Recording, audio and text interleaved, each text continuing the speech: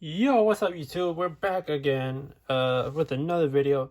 It's been a while since I've been on here, just been really busy, but I went to an Indiana regional out of 500 players. I came in 22nd and got my invite to another tournament, and well, I was playing Brave Virtual World, you know.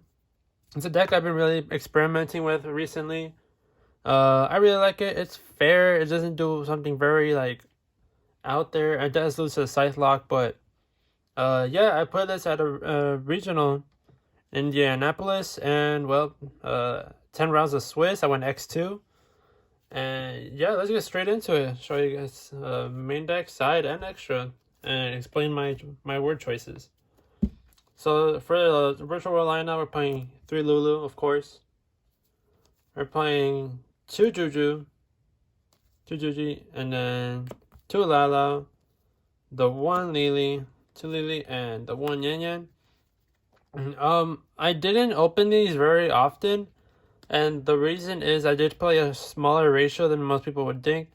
Of course, I did play more engines in here, so I just want to maximize the amount of hand traps that I would be playing, and to the point that I would be playing like Brave Control with the Brave stuff and just a bunch of hand traps, but just drawing like 2 of these just makes my opponent like waste more resources on my Brave engine, so then this kind of goes for more like a kill type of version. So yeah, then we're playing 2 water, 1 Griffin Rider, and the 1 snow as well. I never used snow. It did come up once against Drytron, but the Water Enchantress and the Griffin Rider, yeah, those were MVPs. Just baiting out negation, having an Omni-Negate every turn. It's just really, really good.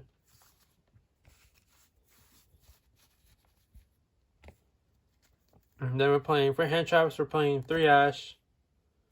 We're playing 3 Nib, which I believe is the MVP of.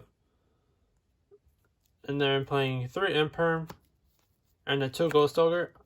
So my reason behind this, I thought that there was gonna be a lot of combo, and I was very right, because I went against multiple Flunderies, multiple Brave PK. I went against a lot of meta. So Nib and Ogre, Imperm, and Ash were just really, really good. Ash kind of underperformed, but I think Ogre just won me multiple games against Flunderies, and I think that just having the extra body to end on an Ogre, and then as soon as after the field spell, you just get to go treat it from the field, from the hand. It's just really, really beneficial. And also opening multiple Imperms just allowed me to stop my opponent from comboing off. And yeah, that's just really, really good. And I think this hand shot ratio, I think it's very fixable, but it's just what I went with for this tournament. Then we're playing 2 City and 2 Queenlong. So my reason behind this is that these cards don't do anything by themselves, and I kind of didn't want to open multiples because that's kind of a brick. Also, if you draw 2, you always have discard fodder, so you're always going to get rid of them in the grave and either banish them. So when Yan Yan and Chuche, you get to recycle them as much as possible. So you only really go to 2.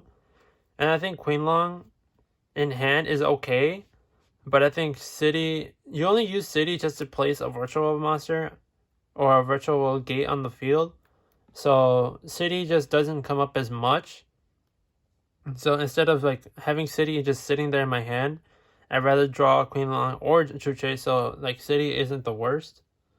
So then we're playing for the red engine, 2 right, 1 Fateful, and the 1 Dracoback.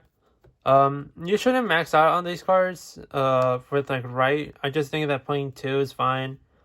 Drawing multiples is okay. You could set it out to make your Ultimate Zokin live.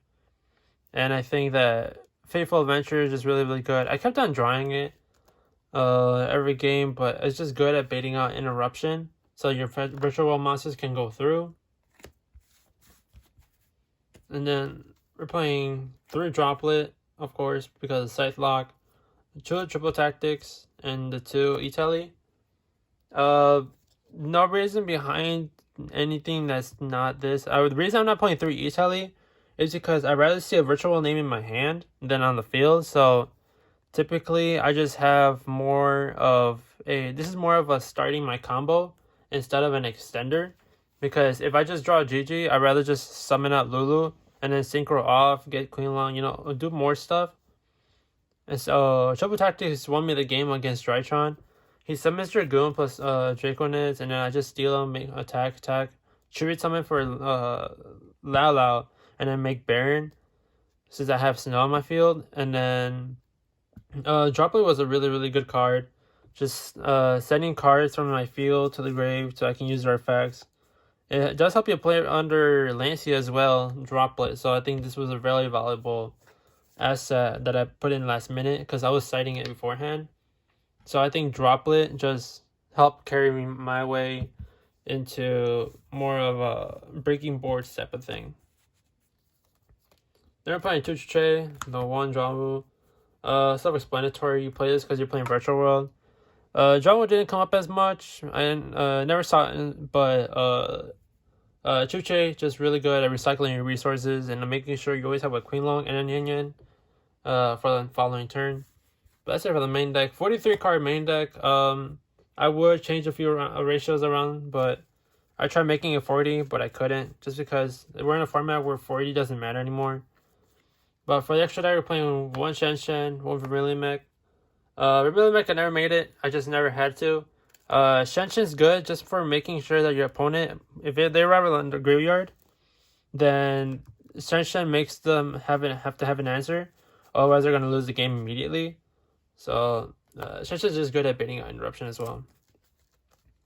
Then I play one Chaofeng and the one Baron. Baron I made whenever I could. And Chaofeng came up only like once.